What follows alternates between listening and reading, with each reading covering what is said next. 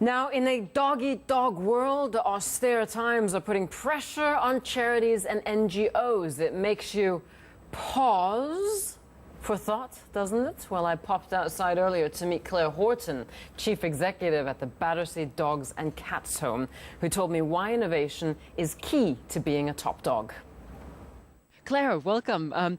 Who is this? We have a special guest with us on set today. We do indeed. This is Wilma. Wilma is an ex-Battersea dog. She's actually my dog. I've had her for about 2.5 years now. And she came into Battersea and was with us for 4 months, had a lot of treatment, quite poor condition when she came in. She's actually quite an elderly dog, although very sprightly for her age. And came in, found us stray just outside London in Slough. So, yeah, she's kind of attached herself to me now. So she's here today. You can definitely tell. Very friendly little dog. How hard is it to find funding at the moment for an organisation such as yours?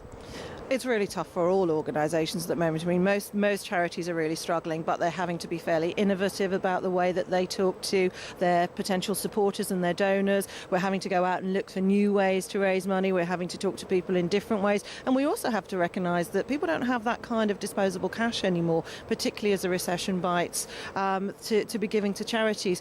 But the demand, of course, for services is ever more on the increase. I mean, some say that we're still very much in the height of the recession. Others say it's become better. Has it become better in the sense of, I mean, are you seeing less people coming in with their animals now, or is it still a very high number of people? No, we're actually seeing more people coming now. It takes a little bit of time, I think, for these things to really knock on, particularly when it comes to people having to think twice about whether they can keep their family pet, because the last thing anybody wants to do is to give their animal up. But what we've seen now is recession has really started to impact on people's ability to pay for either vets bills or food, and equally things like people who are losing their jobs, they may lose their home, and if they're going to rented accommodation, they can't very often take their animals with them. So we're seeing families broken up and really the devastating effect of this sort of impact on people.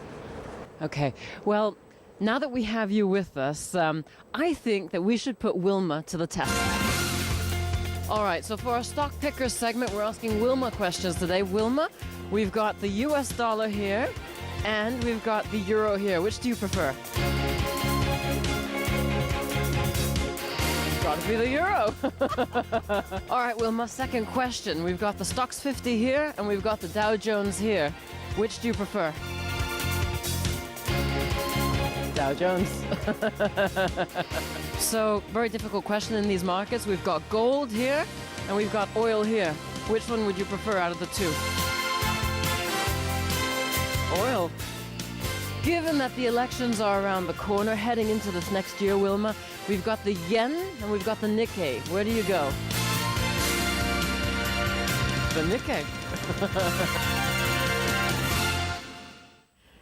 It was all incredibly technical, incredibly... It's a dog's world. Yeah. Do you like dogs? Yes, I like dogs and cats. Yeah, very intelligent little Man's things. best friend, right? Yeah, especially when you give them treats. Did you actually stack the deck and put a treat on? There were treats to make her walk. You didn't actually pick the one you wanted and put a treat on it. That would have been No.